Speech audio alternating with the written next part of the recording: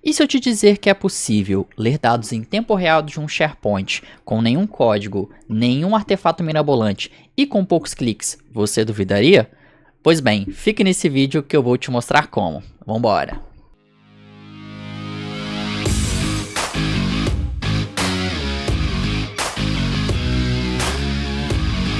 Sejam bem-vindos, expedicionários, eu sou o Lucas Degen, seu melhor amigo aqui no mundo de dados, sou engenheiro e consultor com mais de 10 anos de experiência na área e no vídeo de hoje eu vou te mostrar aqui uma ferramenta fantástica que vai modernizar e otimizar ainda mais o seu ambiente Fabric de dados. Basicamente o que a gente vai ver aqui é como ler praticamente em tempo real dados de arquivos do SharePoint dentro ali do seu Lakehouse no Microsoft Fabric.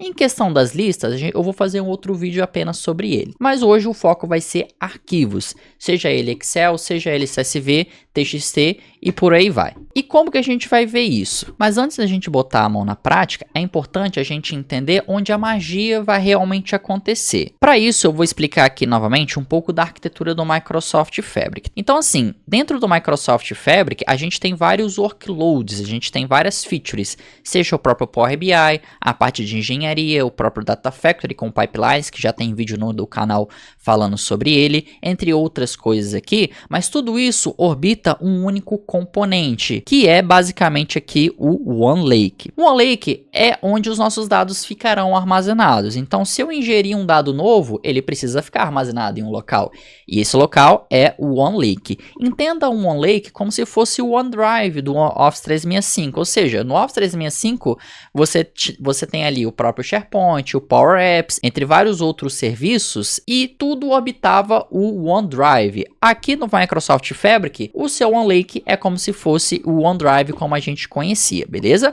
Só que ele não armazena apenas dados no OneLake, ele também aceita o que a gente chama aqui de shortcuts, atalhos. Ou seja, dentro do meu OneLake eu posso ler via atalho dados do próprio Azure, né? Ali, por exemplo, do Data Lake Storage. Posso ler dados que estão armazenados em plataformas do Google, da AWS, entre vários outros players ou serviços que a gente vê por aí. E, pelo próprio nome, já soa exatamente o que ele vai fazer. Ele vai criar um atalho, ou seja, ele não vai criar uma cópia. Isto é, se eu criar um atalho, por exemplo, do BigQuery, do Google, eu não estou duplicando o dado para o OneLake. Na verdade, eu estou criando um link entre o meu OneLake e a minha plataforma BigQuery do Google. Ou seja, da mesma forma que um dado atualizado aqui no Google, eu consigo visualizar ele quase que instantaneamente dentro do meu OneLake, através dos shortcuts. Isso vai funcionar para todos os players aqui que ele está apresentando, beleza? Então, o pulo do gato aqui é exatamente os shortcuts, caso você não tenha conhecido, ou caso você ainda não tenha mexido em algum momento. Perfeito? Bom, mas entendendo essa questão do shortcut, o conceito dele, vamos botar a mão na massa, tá? Então aqui eu tenho dentro do meu ambiente Fabric um Lakehouse de demonstração com um Lakehouse chamado LH Bronze. Aqui é onde eu vou fazer o link com alguns arquivos que eu tenho no SharePoint. E que arquivos são esses? Aqui no meu SharePoint eu tenho dentro dessa pastinha aqui Adventure Work, Sales Order Header, 3 arquivos em relação a essa tabela. Só que cada arquivo trata um ano diferente, ou seja, eu tenho aqui meio que uma partição. Então eu tenho o ano de 2011, 2012 e 2013. E eu quero levar esses dados lá para o meu Lakehouse do Fabric. Até então, como que a gente faria isso? A gente poderia ter, por exemplo, um Dataflow Gen 2 que lia, se conectava na verdade aqui dentro da minha pasta do SharePoint, fazia ali alguns tratamentos e no final armazenaria isso. Só que assim, apesar de eu até então recomendar o Dataflow Gen 2 para ingestão de dados de SharePoint, a partir de agora eu vou usar cada vez menos o Dataflow Gen 2, tá? Porque assim, só um adendo, o Dataflow Gen 2, diferente, por exemplo, de pipeline, scope jobs, notebooks e outros artefatos ali que realizam de alguma forma uma ingestão de dados, o Dataflow Gen 2, ele é o que mais consome, justamente porque ele tem uma característica que é muito peculiar dentro do Microsoft Fabric, que você consegue ver de longe se ele consome ou não. E que particularidade é essa? Bom, se uma ferramenta ela te dá várias opções de você fazer várias coisas com ela e ela é muito muito low code, é muito provável que ela consuma muito. E o Dataflow Gen 2, como ele é basicamente um Power Query online, e você consegue fazer tudo sem digitar um código, você consegue fazer infinitas coisas sem digitar nenhum código praticamente, então ele entra dentro dessa particularidade. Ou seja, você não tem um controle fino do que ele vai fazer ali por trás, você não consegue controlar, por exemplo, nenhum tipo de cluster, você não consegue criar particionamento, você não, enfim, você foge muito do seu controle de como ele vai executar as etapas. Então, para isso, o Dataflow Gen 2, ele é bom até então, mas eu não recomendo você depender muito dele. E agora, principalmente, né, antes eu recomendava usar esse cara para dados de SharePoint, agora eu não vou precisar nunca mais, praticamente. Então, aqui dentro aqui do meu Lakehouse, como que eu faço o shortcut? É muito simples. Aqui na parte de tables ou na parte de files, se eu vim aqui nesses 3 pontos, eu já tenho a opção na minha cara, a opção de novo atalho. Então, aqui no novo atalho, eu já tenho aqui algumas opções. Por exemplo, eu posso ler dados de outros Lakehouses ou aquelas outras plataformas que eu já mencionei, AWS, Google ou o próprio Data Lake do Azure, mas no meu caso aqui vai ser essa última opção, pastas do SharePoint, perfeito? Então, vou selecionar essa opção. Aqui, você, né, como se fosse a primeira vez, você talvez teria que criar uma nova conexão. No meu caso, eu já tenho aqui, ó, que é SCN SharePoint Demos, beleza? Mas a criação da conexão aqui, ela é bem tranquila. Então, vou clicar em avançar. E aqui, ele já me mostra as pastas disponíveis dentro da raiz do meu site ali do SharePoint. Então, aqui, por exemplo, dentro de Share Documents, eu tenho aqui, ó, bases. Dentro de base, eu tenho essa subpasta aqui, Adventure Works e NBA. No meu caso, eu quero o Adventure Works. E dentro de Adventure Works, eu tenho essa pastinha aqui, ó, Sales Order Header. Note que, para eu selecionar esse tipo de shortcut, ele só me permite selecionar uma pasta. Então, eu não consigo selecionar aqui arquivos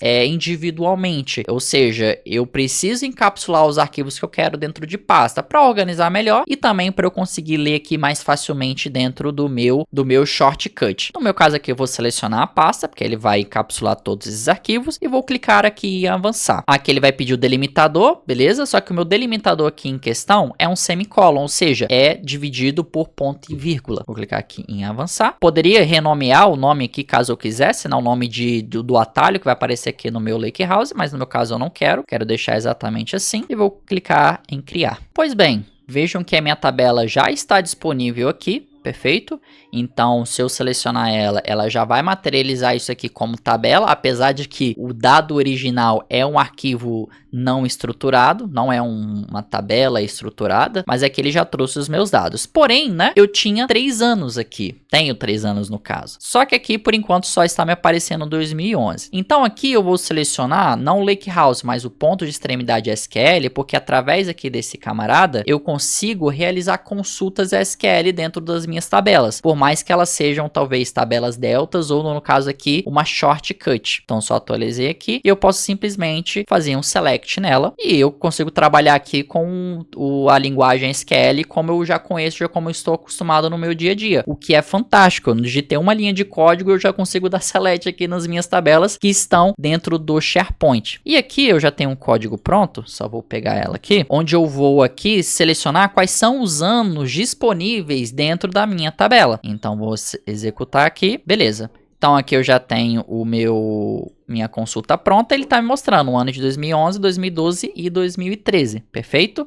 Só que eu quero agora adicionar um novo arquivo, eu quero adicionar agora um arquivo de 2014. Vamos ver na prática como vai funcionar essa ingestão dessas informações novas? Eu já tenho aqui pronto um arquivo de 2014 que eu vou clicar e arrastar aqui para dentro da minha pasta. Vou atualizar aqui minha página e está aqui disponível o ano de 2014. Vamos ver se já está dentro da minha tabela? Se eu mandar executar, veja que ele ainda não aparece. Por quê? Porque assim, apesar dele estar conectado ao meu SharePoint, há um pequeno delay, porque ele precisa ficar verificando se há algum registro ou alguma mudança dentro dos arquivos lá na minha pasta do SharePoint. Então, como que eu vejo isso? Como eu monitoro isso? Isso aqui você não precisa fazer na prática. Aqui eu estou demonstrando só para que você entenda o que está sendo executado por trás. Então, se eu vim aqui no meu Lakehouse e eu só consigo visualizar isso no Lakehouse, eu venho aqui nesses 3 pontos e tenho essa opção opção aqui, ó, gerenciar atalho. Aqui em gerenciar atalho, aqui embaixo, ó, veja que eu tenho duas cargas. A primeira que foi bem sucedida foi a primeira carga que eu executei no momento que eu criei a minha shortcut, e a segunda que está em andamento é mediante a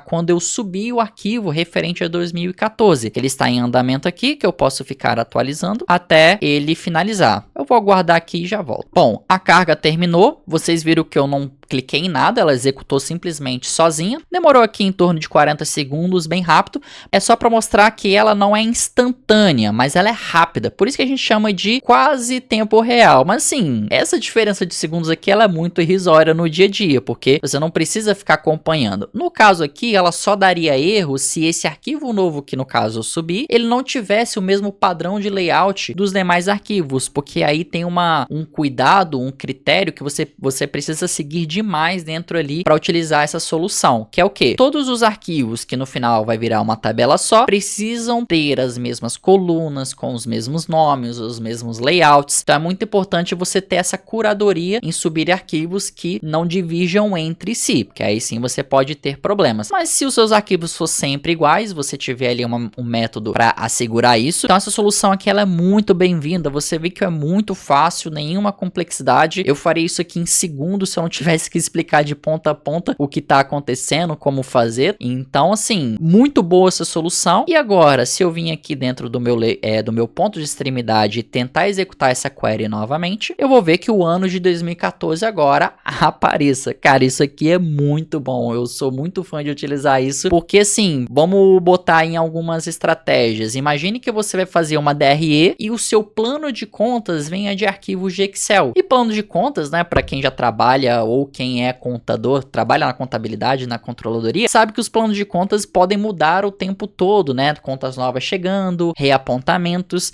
Então, você precisa de muita velocidade para essas alterações chegarem dentro ali do seu Power BI ou dentro ali do seu ecossistema de dados que controla isso. E se nesse caso o seu plano de contas for um arquivo, cara, olha que fantástico que você consegue fazer aqui. Praticamente do jeito que as pessoas mudam o seu plano de contas, o seu ambiente Fabric vai conseguir visualizar isso praticamente de forma instantânea. Por quê? Porque a partir daqui com essa tabela, eu consigo utilizar ela em notebooks, ou já consigo utilizar direto dentro do Power BI com conexão Direct Lake, que um disclaimer aqui, é algo que eu ainda quero trazer um vídeo específico sobre isso, mas se você já sabe o que é o Direct Lake, olha o mundo de possibilidades que te abre por uma solução que ela é simples, mas cara, que muda praticamente tudo, a forma como você trabalha aqui dentro do Fabric. E além da questão do trabalho, que você vai ter muito pouco, na questão do consumo de capacidade, o quanto que você economiza com isso também, perfeito? Mas assim, basicamente é essa a solução, onde você consegue transformar os seus dados do SharePoint mediante arquivos, tá? Listas eu vou trazer em outro vídeo, mas o quanto que você consegue transformar isso aqui praticamente em tempo real, essa ingestão de dados. Espero aí que você tenha gostado. Se gostou, deixa o like, se inscreva no canal para não perder nenhuma dessas dicas de ouro que vão fazer realmente diferença no seu dia a dia. Compartilhe o vídeo para quem você acha que também vai gostar ou que essa dica se encaixa muito bem, e vejo vocês então no próximo vídeo.